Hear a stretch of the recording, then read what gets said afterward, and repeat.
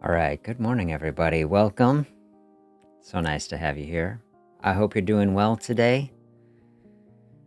Really nice to have you with me here on this beautiful Sunday morning.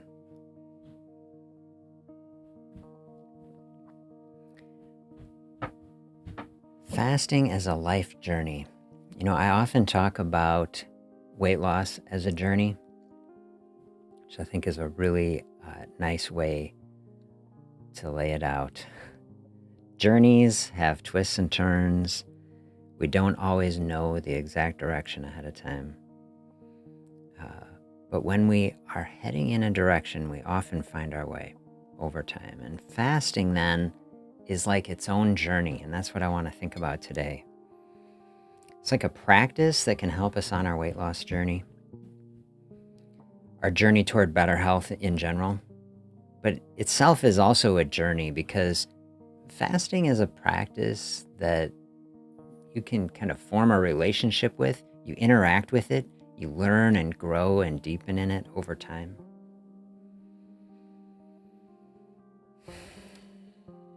Fasting I often describe as a period of openness. So if you're new to the practice or new to the idea, it doesn't have to mean anything more than just opening up a little bit more space in our life where we can lean into the body. Jen is here. Good morning. So nice to have you here. Christy is here. Hello. Hope you all doing well today. So fasting can be as little as just an hour or two. If you'd normally be eating in a session, say, hey, I'm going to take some of that session off. That, eating pressure. Just open up a little bit of extra space. That's where I start with simple fasting, right? Fasting, some people hear it, they say, oh, going tremendous amount of time without eating. It can mean that, but that's just like the very far end. So as a practice, something that we develop over time, you can build your ability to do it. First and foremost, fasting to me, it's more about the open space emotionally. Yes, open space without food, but so often we use food to create comfort and contentment for ourselves. Fasting is a different avenue to get there. It's a totally different avenue, a totally different concept. Can you find your way to contentment without food? Can you use the process of refraining from eating for a period to actually get down to a deeper, grounded base layer? It's not necessarily something you just do instantly. It's a practice you build, in the long term. So I say a life journey that, how many dietary practices, right? And how many people are looking for the next thing, the new diet, the new trend. This is what I love about fasting. It can be very actually superficial to enter. It can be just an hour or two in the morning, but it's actually very deep. And we can dive into it over time. It's not like you have to buy another book, another program, pay more money. Fasting is free. It's free and saves money. This is the type of thing that we really need. So we lean into it wherever you're at. It can meet you kind of right where you're at. That can be different on every day. It can be different month to month, seasonally. We can have seasons where we lean into it and seasons where we pull back. But over time, I know my experience has been, and many people that I've worked with, fasting can be a partner in health. That's what I want. That's the life journey. Where it's like, some people on the channel described it like an anchor. I really like that.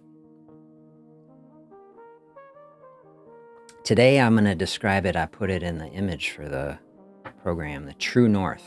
And I'm going to spend some time diving in and thinking about that.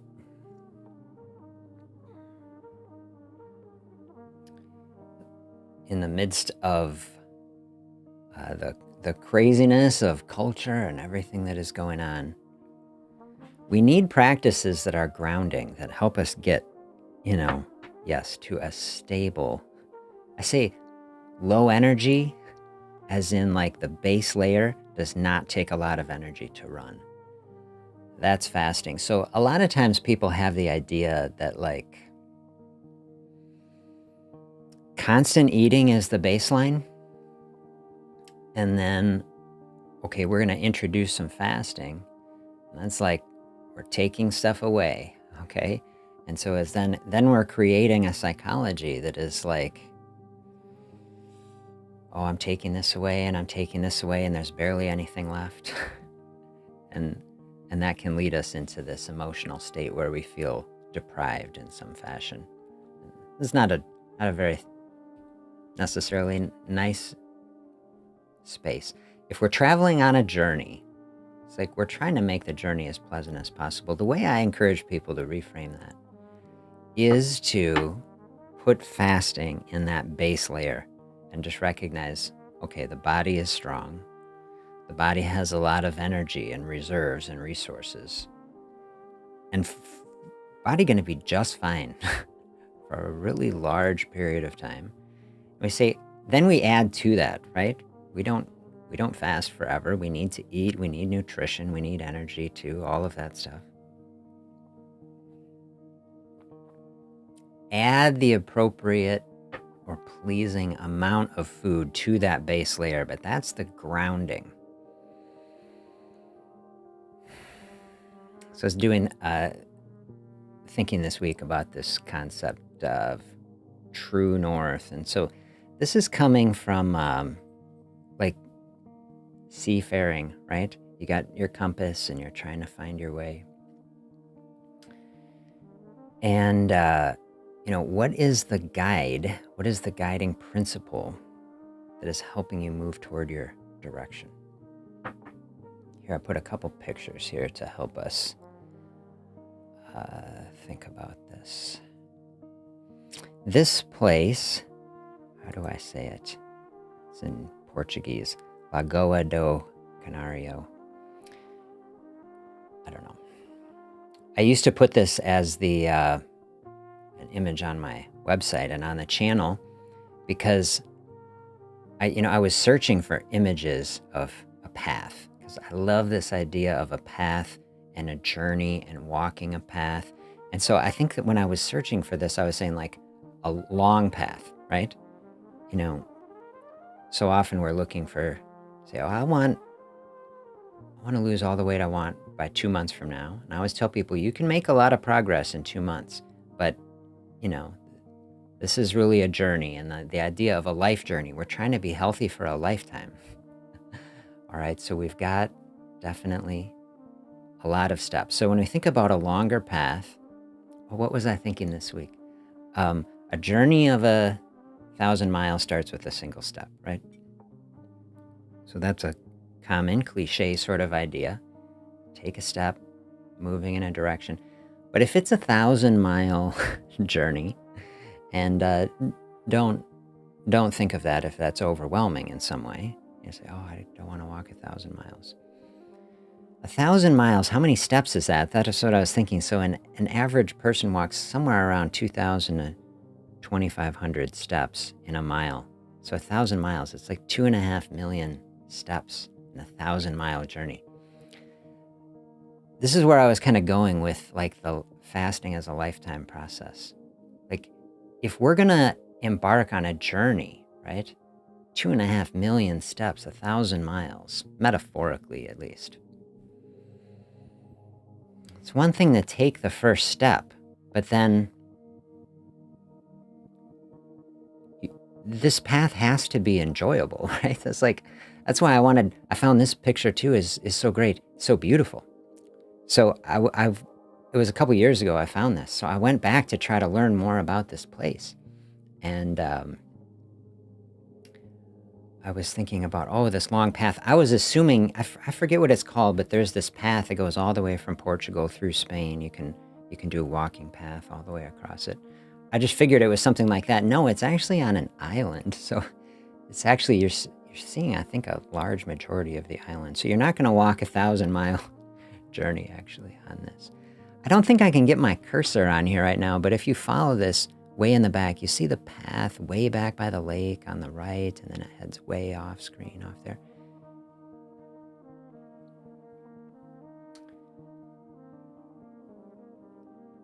We're looking at this image like we're walking forward on this path, but think of it this way. We're going through life, we're on this journey. We don't know what happens tomorrow, right? Like, we're literally like walking through life backwards. We can see where we've been. And so think of this path. We were walking on this path, but we turned around and we were taking the picture backwards, We're like walking backwards down the path. Like way, under me, you see that path down under me, way heading off into the distance. That was like 10 years ago, and then we walked all along, and now we've climbed up this hill, and now we're looking out across this landscape. And now you can see down in the valley down there, right? Like, that was not necessarily very much fun. And you're like, what is happening? And we struggle through seasons, but here we've kept on, and now we can see across the landscape, and it's like this life journey that we're on. As we're heading somewhere, you say, oh, there was a difficult season. There, we made it through that. Like, we learn and grow. And I just think that this is kind of a beautiful analogy of what we're trying to do. Take every day, one step at a time, and is heading us down a path. And especially if you're walking a path backwards, it's like you don't know where you're going to end up, and you don't know what the view is exactly going to look like at any specific place. So I want this concept to be really helpful as far as taking things a day at a time, finding joy on the journey, and not getting overwhelmed, and just focusing on the step you can take today. On a lifetime journey, right? You can't step to the end. You can't skip the steps all the way in between, right? So, and who would want to in the big picture? When we zoom out on a mountaintop like this, we're kind of looking out over the thing. We realize that all the steps along the way is what built out the experience that let us climb up to this place to see out.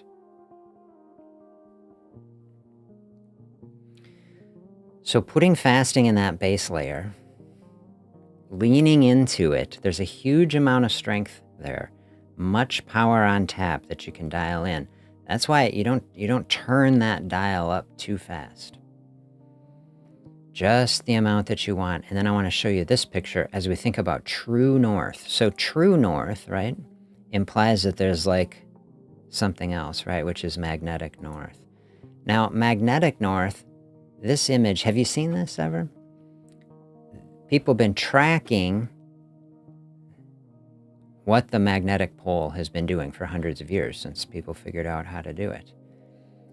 Someday I'll figure out how to make my cursor here, but we start, here in 1600 in the purple, and the magnetic pole moves. And so, this is probably happening on some geologic time. So here it was over by Canada, and now it's heading across, now pretty close to true north, but now it's heading off toward Russia. So a magnetic north, not the same as a true north. And if you are relying on the map, relying on, the compass compared to the map, sometimes you have to adjust for that to try to get back to the true north. So what are the guiding principles? What is your true north? Like, if there's lots of things that are saying like, oh, like this is the way, right? Like if you're trying to get to a specific point and you're relying only on the compass that, to magnetic north, it can slowly skew you off over time. You end up not quite where you want to go. How do you align yourself That's what happens when you're trying to really align to true north. You've got to look at the map, you got to look at the compass, and you got to adjust, and you got to get in alignment with where are we really trying to go. Maybe I end up mixing metaphors, but it's like, a personal compass, like, let's say you have a compass that points toward true north. To me, in a weight loss space, that's why I lean into fasting. If you have followed me on the channel, I talk about, or try to, every other good process to help someone lose weight. Eating the healthiest food, probably the most important decision that we make. Very hard to lose weight and be healthy if you're not eating healthy food. Very important, moving our bodies in healthy ways. I always try to mention that, to be strong. This is how the body is meant to be. But fasting, to me, that base layer, fasting is what really dials it in, to put those things in their proper place so that we don't burn out or stress out about any of it, and actually move forward in a powerful and sustainable direction. I've interacted with all kinds of people over the years, and and maybe you have experienced something like this. Hard to sustain a process. People dive in on some sort of weight loss process, but not in a sustainable way. I've seen people go, so aggressive, so hard on any sort of process, exercise, dieting, all this stuff. And you can even do it with fasting, which is something I really don't want people to do.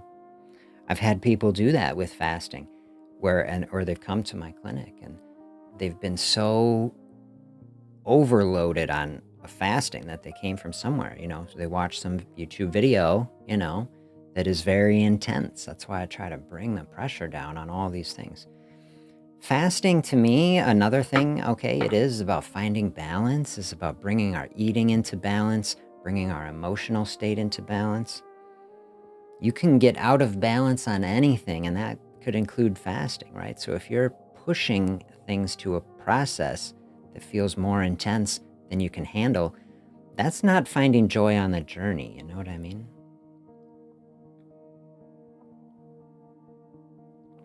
Someone's going through a fasting process should feel like openness, should feel like pressure coming down, should feel like giving space, should feel like the body is saying thank you, like, oh, are you kidding? Like, do we get to open up this space here? Really good, really good. And if you're not feeling that way, then I always tell people it's okay to take a pass. Try again a different day. Like the line that I've tried to outline for people, it's okay to do difficult things. Overcoming hunger cravings and things, it is intense and it can be difficult. And it's okay to push through that. Just like it's okay that someone wants to climb the very highest mountain, in the world, barefoot. I saw a guy doing Everest barefoot. Crazy, okay, but people can do it. So, we can push through a space like that. But when we're in a space like this, we're not some extreme athlete trying to climb some mountain that no one's ever done. We're actually just trying to reduce stress, focus on wellness, nothing so intense. So if it feels right to power through, you can do it. But also you can realize we don't have to do that. We can take the opposite approach. We can just do the point today where it feels like this is kind of where my body's at. This is where I'm feeling like drawing the line today. Totally fine. Then we try again tomorrow. And then, that was the fasting element of the day. And then you focus, okay, the rest of this day, I did the amount of a fasting practice I can do. What's left for wellness in this day? And we lean in, get some activity. Say, what are the healthy food choices I can make? And bring all those things into balance. Fasting, to me, in our society, fasting is the missing link that ties all this together that people have really missed. Everybody kind of getting the idea, okay, exercise, you can do it. And people understand, even if it's hard to put into practice, yeah, we should eat healthy food. but not a lot of people, relatively, compared to the scale that we face, like saying, oh, I really need to dial in my fasting space, for the day. That's a concept that is so helpful, can bring it, really bring it together.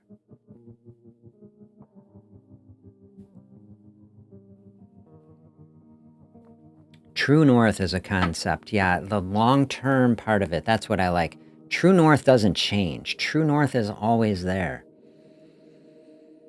And we need more stuff like this, like in life and in all of our practice. I mean, I'm thinking right now, thoughts that are coming to me, just the amount of change that is happening in, society, technology, economy. There's a lot of unsettling sort of things. You say, like, what are the grounding, stable things? Make your list of your hierarchy, right? Like, hopefully, up there, family up at the top somewhere. And then in the wellness space, yeah, as we're thinking about this path, moving toward in the long term. I went through a session somewhere live, I don't know if it was last fall, an interview I was talking about with Jensen Wong, where he was saying, like, I never make long-term plans because then it can feel overwhelming. I say, I just focus on the short term and we take care of today, what can be done today. And there's certainly a lot of wisdom there in that too, but like both perspectives I think have value. A long-term perspective can also be really reassuring, where it's like you can see where you're going. We're thinking back to our true north, like you're on the ship, you're out in the ocean, you're the waves, and if we're just looking at the waves, okay, people get seasick. They say, what do? You look at the horizon, right? And yeah, we definitely want to do that.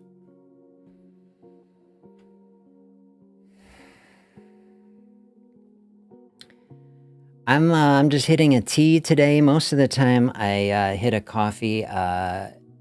Coffee, a perfectly great way to head through a fasting space. If you keep coffee black, I always tell people, I consider that pure fasting. Probably water is like the purest of pure fasting, but I have a tendency personally to kind of slowly cycle up on caffeine. And I try to build in some checks on that. So I go tea sometimes to just give a caffeine-free space, fasting from caffeine for a while. You can become dependent on that like you become dependent on anything else. So I'm really enjoying this today. Caffeine, would kind of help amp you up, get you going too. But sometimes an herbal tea really just help you really stay in a calm space. Sometimes that feels best in a fasting space. Probably more if you're not struggling. Like if you're struggling with a hunger wave, my experience has been that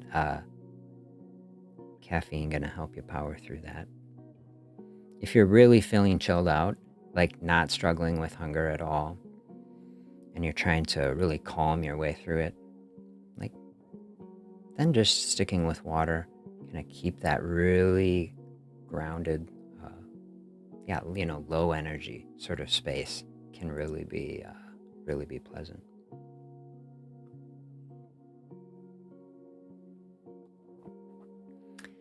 Calm and centered, that's what I want as like a goal for this week as we're thinking about, okay, our broader life journey, the way that diet interacts with that, the choices that we are making, how we feel that is leading us in a direction. Find a calm and centered space. Open up an amount of food-free space that feels good, that feels right, and that is moving you toward a goal. If you're stuck in a place where you say, hey, I'm not moving forward as fast as I want, that's where I'd start opening up the journal and diving in on some of the emotional side of it. balancing out our three primary practices, okay? The food choices, the movement, and then if you feel called to it, right? Not because you have to do it, not because there's any expectations or pressure on you, but if you feel called to it, to say, what is the next step that I can take on this fasting journey? Even if we take weight out of it, right? Take any pressure of having to lose any weight or any weight target, anything like that, and just look at fasting as the journey. Fasting is a skill. It's something that you can learn to do and train yourself to do.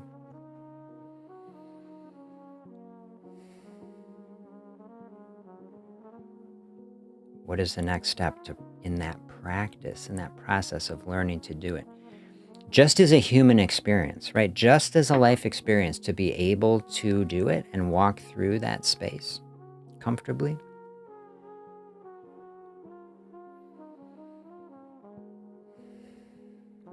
That is the path, and that is the challenge, and that is the opportunity. Sometimes that can be a really nice way also to walk through it. Not pressuring ourselves with any numbers. Just kind of learn to do this process, because you teach yourself to do the process. You advance in a fasting process. You open up more food-free space. The body is like learning to do it.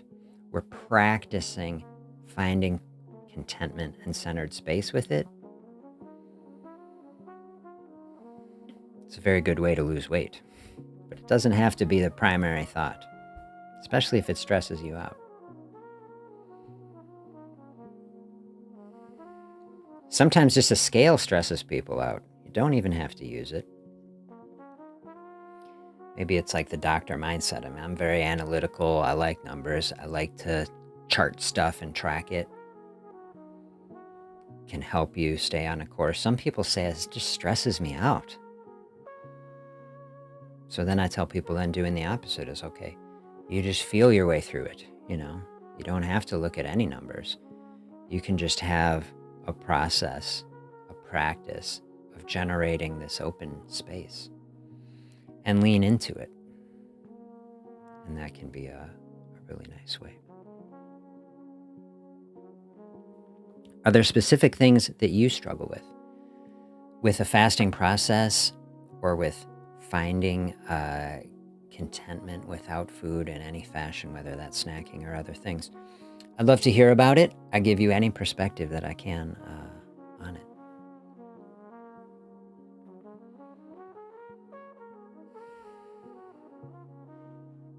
I did an interesting session this week. I did a productivity session. So I have a live session this week. Fasting productivity. Flow state, that's what I call that, flow state. Flow state I really love as a concept. Are you familiar with this? Have you experienced this? Do you get into this space where maybe you're working on something? You get busy, you get occupied, you just stop becoming so aware of the time passing. You go through a space, you're just totally focused, centered, on whatever you're doing. Getting in a space like that, very productive, can be very creative, you can get a lot of things accomplished. The intersection with fasting in that space, to me, is very connected. Easier for me personally to get into that sort of mindset if I'm not focused on eating and food and all of this. Many people experience being most productive in the morning. Do you experience that, on a working day? Are you most productive in the morning? We're sharpest, we're rested. You put a fasting space in there, and then it's like, okay, we aren't distracted. We aren't thinking about food or what we ate, and we can just dial in and move forward. To me, that's the kind of space you want to open up as you're trying to walk this fasting path.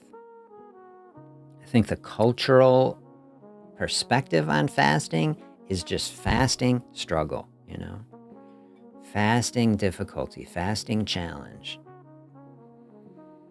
I like fasting flow state. That's the goal, just to flow through it.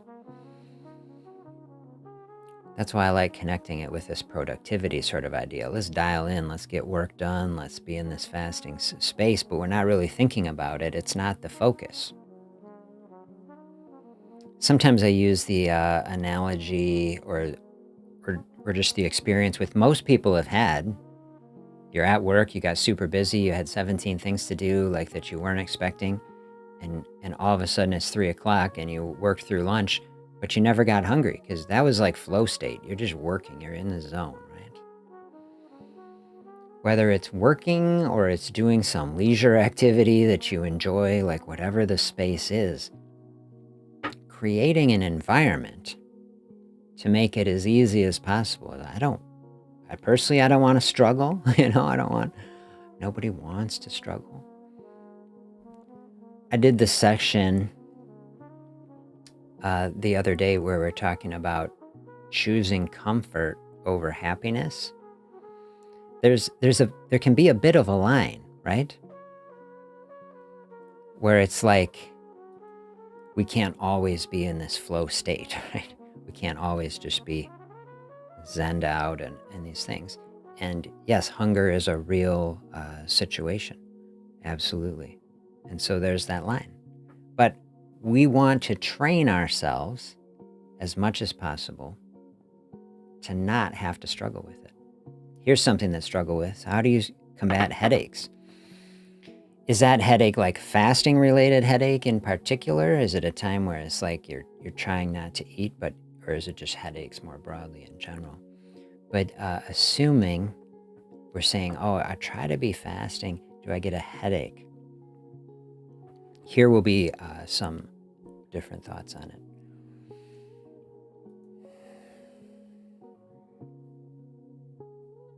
The first, make sure you're staying hydrated. That is like a top thing to do.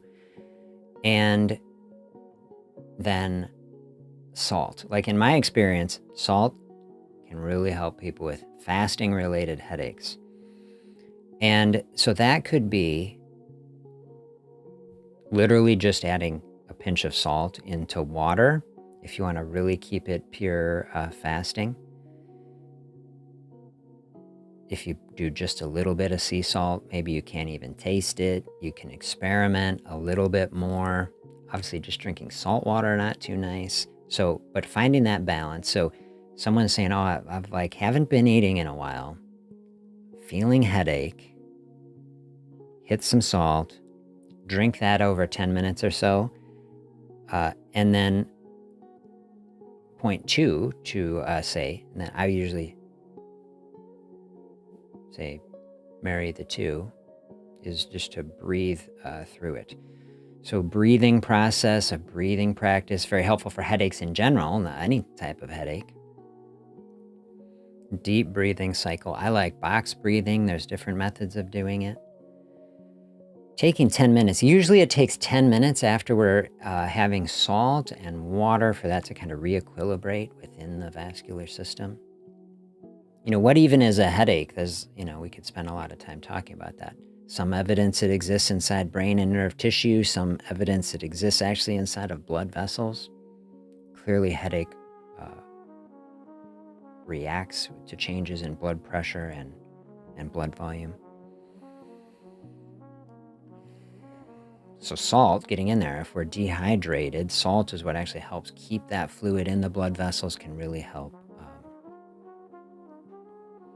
get through that space. Now, it could be also, when I put on that video fasting aids the other day, I talking about broth. So just using broth in a fasting space, not pure fasting, but like I always say, don't let the perfect be the enemy of the good, right? And so if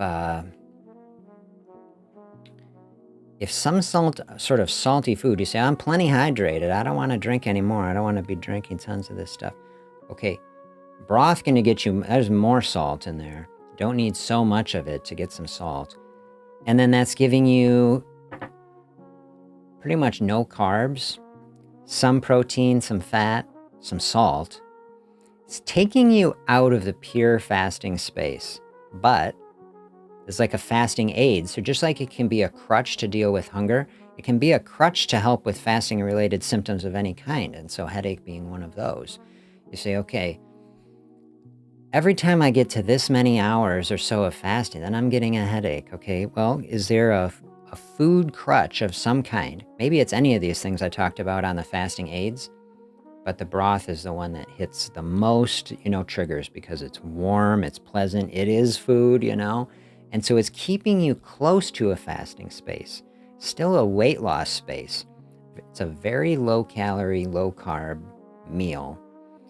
And so whether it's the fat or the protein or the salt or the fluid, you're getting 4 different avenues, and it's comforting. So it's the fasting aid that's the most like a comfort food. I mean, it is a comfort food that can help with headache too. And so then hitting on that, and then get into the breathing process. Box breathing, are you familiar? Like you're breathing in for a count, holding for a count, down for a count, and then hold out for a count before you breathe in again. So I like to go through it. We can all do it together and help us chill out here. Breathe in and hold. Maybe you're counting 1, 2, 3, and then out. And holding it out, 2, 3, and then back, and start that cycle again.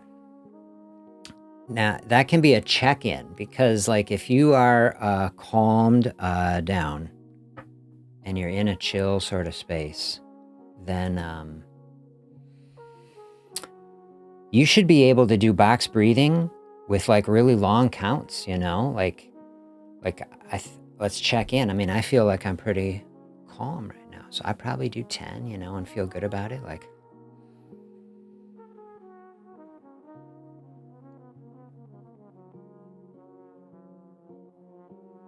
listening to this beautiful music. Well, 10 is like easy right now. But I'll tell you, like, sometime when you're anxious, do you ever have it? You're having anxiety, but you haven't like really noticed it yet. You're like, you don't realize the tension is there. But you try to breathe like that. When I'm really amped up or I'm feeling really anxious, I can't even barely do 1, because like your breathing rate is higher. So like that can be a connection with a headache too. Headache can, be a manifestation of many things, but certainly stress, tension is part of it. Tension headache, right? Sometimes a tension headache, all these neck muscles have tension. They're tight and they're grabbing, okay, at the back of the head, and you get a headache back here.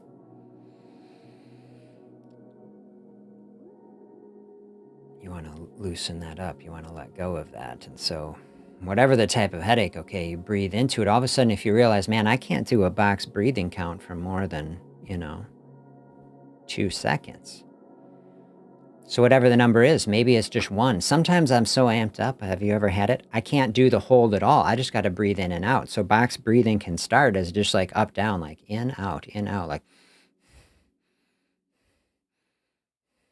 okay. But as you do that and you're focusing on it, then you realize, okay, maybe I spent a minute. Now we can start adding in the other sides of our square and getting into the box, and that can bring a headache down all by itself. So that is where I start with fasting-related headaches. Breathing in broth. Yes, broth is the cheat code. Yeah, broth is a cheat code for fasting, for sure. It's a cheat code for a lot. Really nice. And then you can bring that down over time if desired. If you like are leaning into a broth and it's like accomplishing everything you ever wanted, and you never have to open up any further fasting space. It's like, who cares? You don't have to do any more fasting than is required to get what you want. if you have a mind to do it, part of the fasting journey, learning how to do it, maybe over time, as you're relying on that, maybe you don't have to do it so much. Maybe you can dial it back, and then maybe it's some time in the future. Maybe it's next year. Maybe it's some other time. Maybe you don't have to do it. But it's all good. Either way is all good for sure.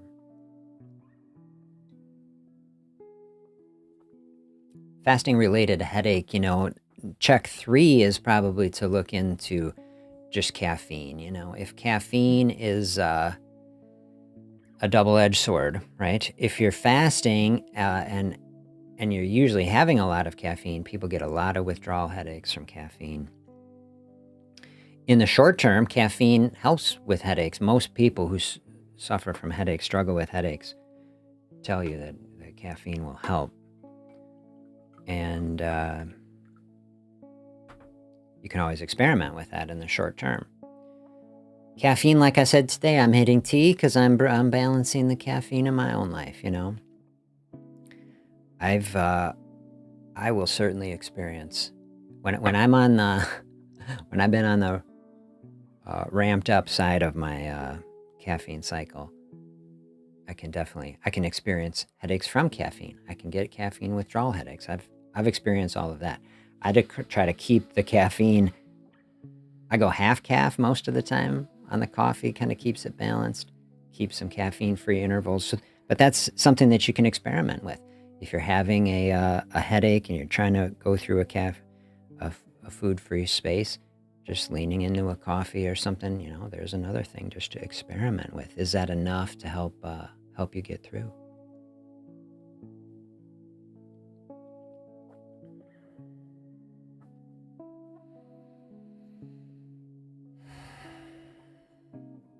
Yeah, if headache is a broader problem, like if it's always associated with fasting, never anything else.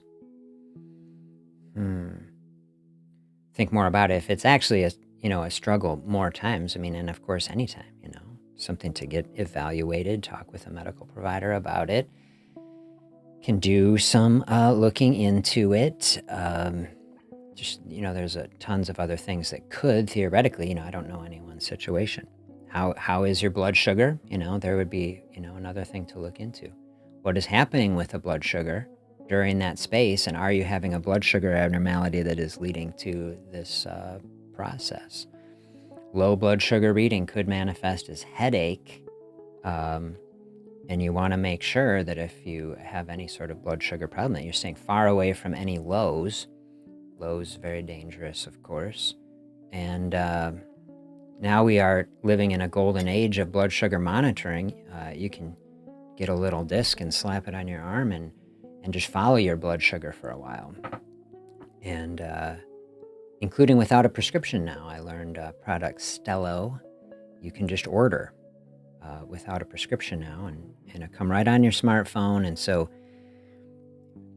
this is very helpful for people with diabetes, but I'll tell you, any human being has fluctuations in blood sugar, and to see physiologically in the body what is happening while we're eating, and we can see the blood sugar, can be very helpful as you dive into the physiology in the body. And then you can see what happens as we're fasting, and you see that blood sugar staying low. Ideally, it is staying in a normal range, 90 to 100.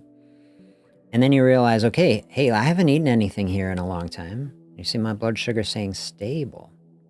And you realize some wonderful things have to be true in the body in order to do that. You realize, I'm not eating anything. My energy level's staying up. Body's always burning the energy, meaning the body is releasing energy. You can see it happening when you have a monitor on. So body's releasing energy. Body's running on that reserve energy. This is what we're trying to do in a fasting space, is just to recognize there's really beautiful, powerful physiology happening in the body. The fasting state is the base layer of the metabolism. You don't have to do anything to get to it other than doing nothing. You have to do nothing. You have to voluntarily choose, hey, I'm going to open this space up. It's going to be a space of openness. Now some physiology happening in the body where the body's like, hey, we got processes for this. And it's just amazing to me. Now we can put a monitoring device, link it right up with your smartphone, and you can see it actually happening. This can be a really helpful also aid to any sort of weight loss process, just to watch it. You don't have any blood sugar problem, but just to watch the physiology in the body. So here I ate, here you see the energy coming in, digestive process is running, all that energy coming into the body. And then you can see it in your mind, right? The insulin is coming out, driving that energy into the cells. In general, not the process we want to do too much if we're trying to lose weight, because we're trying to create a flow of bringing that energy back out again. You can see the eating process happening on the monitor, energy coming in, store it away. Now we open up the space, blood sugar coming back down, and then now in a fasting space, the longer that goes on, say, hey, I'm feeling good in this space, and running this whole process in reverse. And if you can find comfort and contentment in a space like that,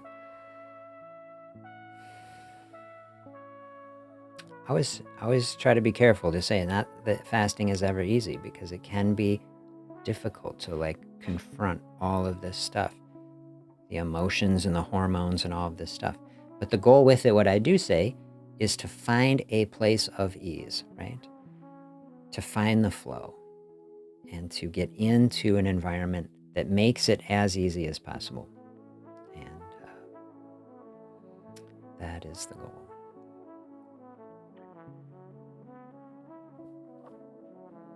Let me know how any of that does for you, or maybe you've done all those things. Happy to think further on it. But that's where I usually start. Yeah, headache and physiology.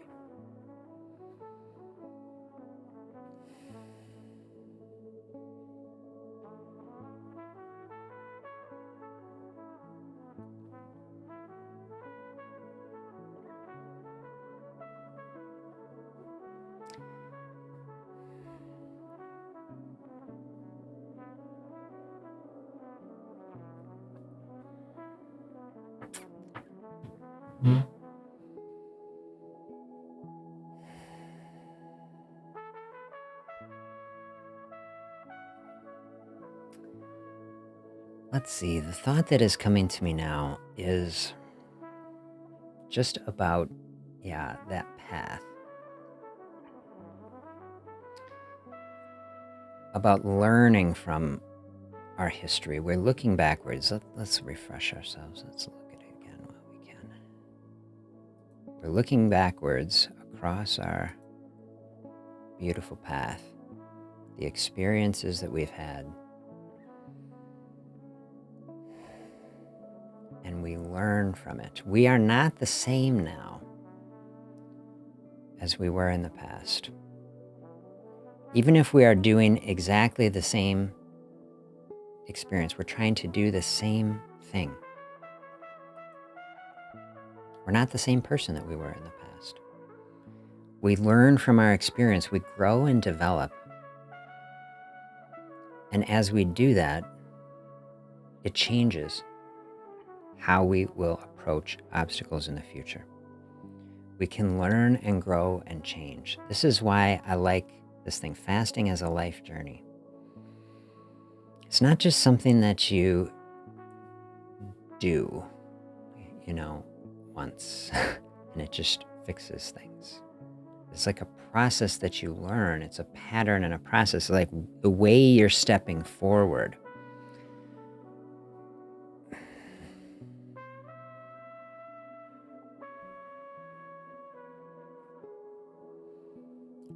I've mentioned on the channel a couple times. Last fall, I ran a marathon for the first time. And I don't know, have I talked about it much since the spring? I think I did. That I've been totally trying to relearn how to run, basically, with barefoot running. I've been studying. There's all these indigenous cultures. Human beings been running as long as there have been people. There are no shoe companies, There's no Nike factory pumping out these things. Human beings can run, actually, without shoes. Oh, man. Now, having some protection for our fragile feet that we never train, okay, has many benefits. You don't want to cut your foot, okay? But I've been learning how to do this, and many analogies that I've come up with about like how we are walking through the world, like we're moving through the world. I could barely walk hardly more than 2 blocks barefoot when I started doing this 9 months ago. And I've just slowly been building up my ability to do it. And I don't have them down here. I've got these barefoot sandals that are like 2mm little rubber thing that just to keep you from cutting your foot on something. But I ran 3 miles in those the other day. And I was just thinking about like how we learn from our experience. Like I've learned over the year, and my body has adapted to give me the ability to do this where I couldn't do it, getting stronger. That is what we want to do. Think about, learn from our experience, grow and develop strength. Definitely try these. Just box breathing has relaxed me. Yes, this is such a good practice. It's, I've struggled with anxiety historically. This has been something that has really helped me. There's a variation of it. I forget what it's called. But there are some studies, amazingly, that have looked at different breathing practices for anxiety. But like a double inhale, in some studies, even on anxiety, more effective at reducing anxiety than a single one. Because do you ever have it where it's like if you try to breathe in absolutely as big as you can and then hold it, it's always the case that then a couple seconds later, you can breathe in more again. Like if you breathe in like, okay, I can't breathe anymore, but now,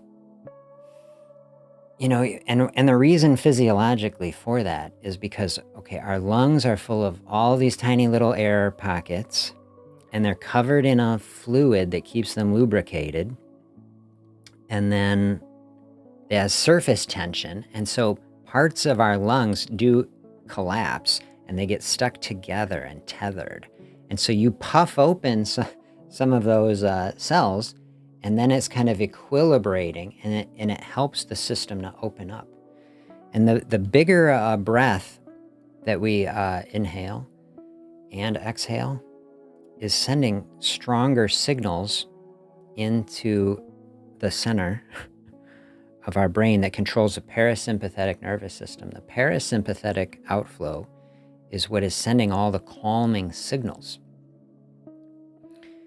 The 2 sides of the nervous system, if you're not familiar, sympathetic system, that's fight or flight, that's amping everything up. Parasympathetic is what brings that back into balance. I did the talk, was it just last week, on inflammation and how we get in this chronically sympathetic activated state, and that is driving chronic inflammation in the body. And then we need to practice the outflow side of it to send these signals back to calm everything down. In the short term, that's how you calm down anxiety.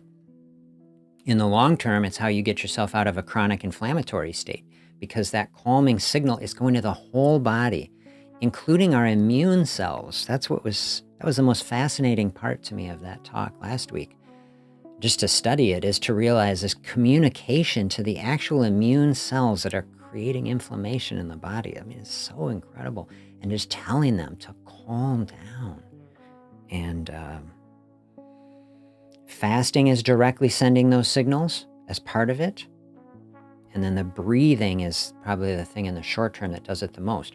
So to do the double breathing, you can put the double breathing into the box breathing just on the inhale cycle. But like once you've used the box to like really get yourself chilled, then, do it like this, like,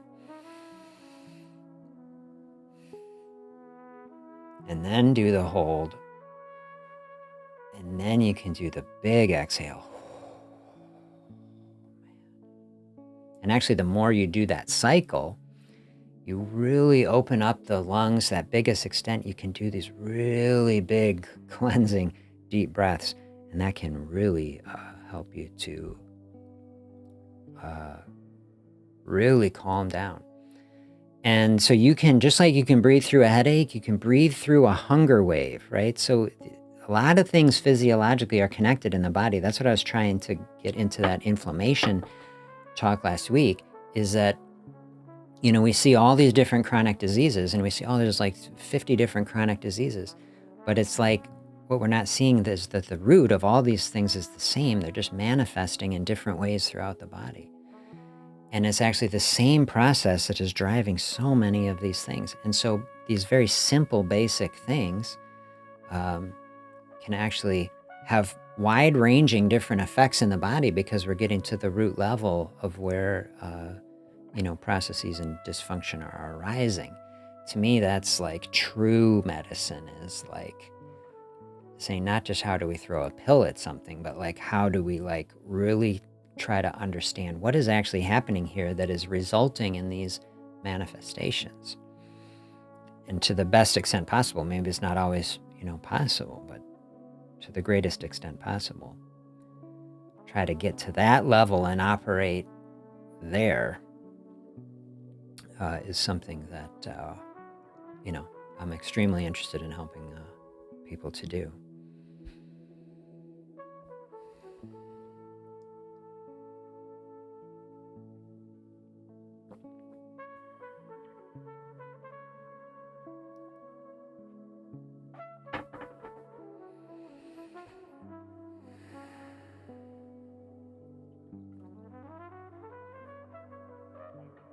Get down to that base layer. That's the flow state too, that's trying to bring all these practices together. Getting into a calm-centered space. A flow state is an anti-inflammatory state. Same process, help you breathe through a headache, help you breathe through a hunger craving, right? Because like if we're hungry, part of it is what we've been kind of taught through our culture and our experience. It's like we perceive that many times, I certainly do, as a stressful experience. Especially like if we really want to be eating and then we're not doing it. I mean, it's worst if we're like prevented from eating, It's like, I don't care about fasting. I just want food, It's like, and then if you can't do it, it's very stressful, right? So we take experiences we might have had getting stuck somewhere traveling, and or whatever it is. And then we map all that stress onto our wellness practice. We're trying to do a fasting for a wellness practice. And then we're feeling hungry, right? That hunger, right? That's like an emotion, right? And then that's connecting into all these stressful situations we had where we were hungry and stressed. And then it all maps on top of it. And so I tell people, you want to unpack all of that and realize, okay, hunger exists apart from stress. Hunger exists apart from anything bad happening. And it's enough to deal with it just on its own without bringing all these other things. That's why it's really nice, like you have a space like this is my goal. Got some pleasant little music playing. I'm having herbal tea or coffee, or like take some space to breathe and relax. You say, I'm fasting now, right? But I'm not stressed, right? I'm fasting and everything is okay. This is the type of thing we want to teach the body. Like, you don't have to, you feel hunger is happening. You don't have to activate that sympathetic system, right? No fight or flight, nothing bad happening. Right? We want to train the body, this parasympathetic flow. That's what we want. Fasting as the parasympathetic outflow. Reteach the body. Oh, like, hey, when this is happening, actually, I start to feel kind of hungry here. Like,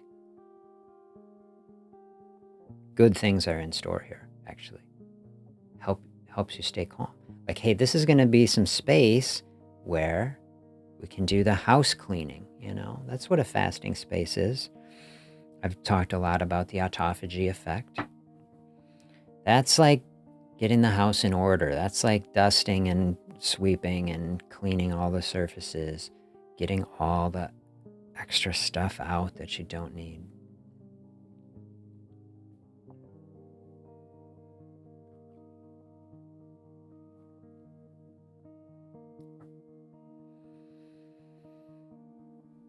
Not that fasting would be a stress, that you can use the fasting to get through the stress. That's like the judo sort of move, you know. I'm not a martial artist, but I've got like the classic picture of like some little guy is fighting some big guy, and okay, but this guy's like some martial arts master. Big guys like throwing all their energy at it, you know, gonna just crush this guy. But the guy's like light and maneuverable, and takes all that energy and adds just enough of their own and throws the guy across the room. Usually you see stuff like that, they don't just like pick up some huge guy and throw them. They use their opponent's energy against them. And that gives them the appearance of like this superhuman strength. But they very much understand the balance of the situation, where the weight and the energy and the gravity and all this stuff is.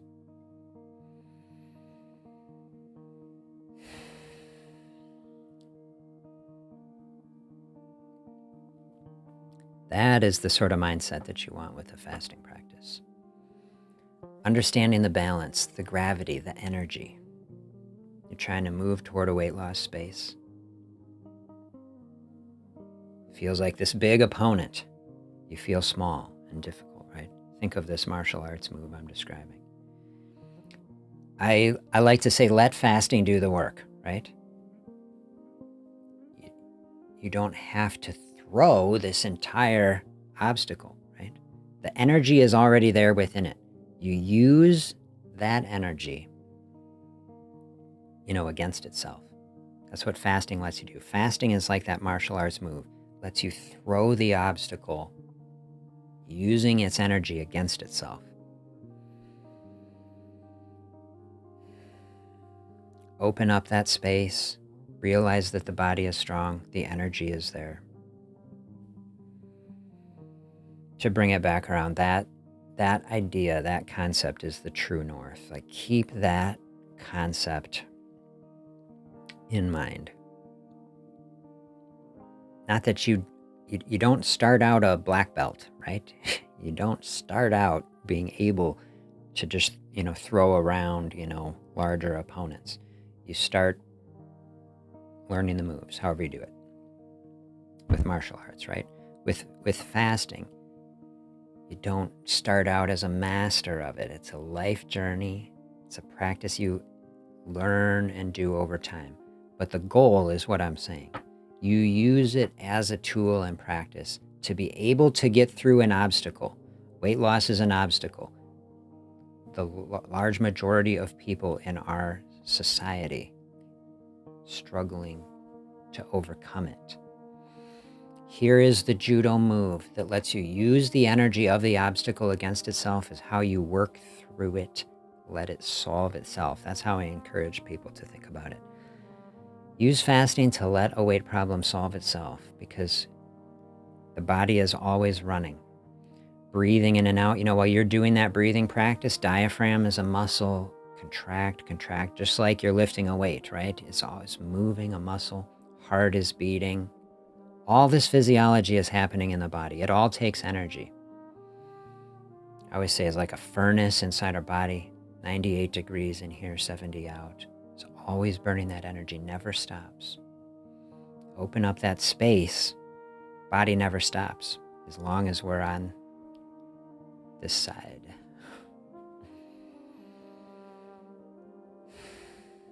Gonna keep running. Using that energy, you open up that space and you let the system come back into balance.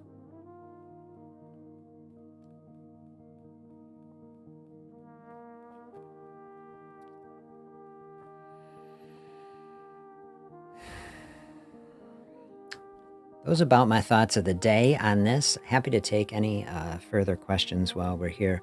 I'm going to enjoy my tea here for just the tiniest bit yet. Let me know during the week if thoughts come up on this reflection. What does true north mean to you? You know, and what are guiding principles that are really important to you in this sort of space? And how does that resonate as far as fasting, moving toward it? Is that something that is like the North Star, right? Even without a compass, people navigate around the planet by the stars, you know. Got a North Star, you can see it. It helps you align your movement, align the action. Can a fasting process be like a North Star in life that is helping you day by day, step by step, as we're walking down the path toward our goal? You know, like you're in your boat, you're trying to sail across the ocean, you're seeing it, the North Star is there. It doesn't mean you have to always go in right at it, but it can orient you. Say, we're trying to go this way, we see this here. So we don't have to be perfect. It's not like every day has to be just dialed in. But if we have that there as a reference point, you know, a touch point, that's where it is. It can help us make our way through it. That's why I say every day doesn't have to be the same. Every day, like fasting, flexibility.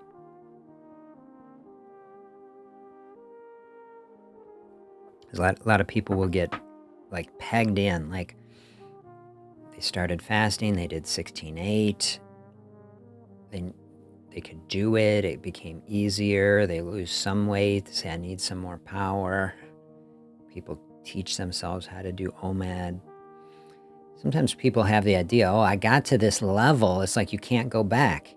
People see people build up so much stress and pressure and expectations. This is where I see things break down for people sometimes. Saying, oh, because I've gotten to this OMAD level, like, and you want to keep moving forward, is if you feel like you can never go backwards. Of course, you can always go backwards. This is what you need, is the flexibility. If you start using fasting as a practice that you feel trapped in, or you say, oh, I always have to fast at this level, that's not what you want at all. You want a practice that helps you move toward your goal while balancing every other thing in your life, including stress and emotional state. Is perfectly great to, you know, step forward on intensity for a while and step back. So just making sure anybody listening never feel like a dial can turn forward and back, and you can always adjust it, right? Very healthy to be able to lean forward for a while, adjust and dial back. See, that's flow state, right? That's fasting flow. That's not fasting rigidity. That's a process that can help you be aligned and in tune with what your body needs, with what the emotional state needs. Definitely encourage people to think of it that way.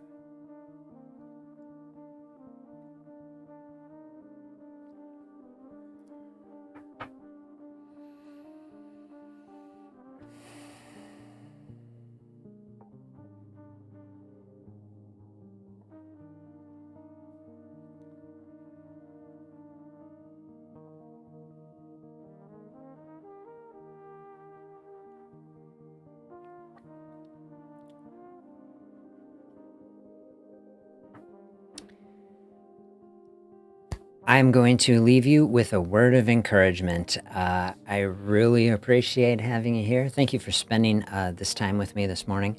I just want to tell you, I wish you the very best this week. To me, you're spending time here on a fasting channel. To me, that's a powerful move. I hope that these mindsets, and I say they will send you forward in this week with a powerful mindset of moving toward health.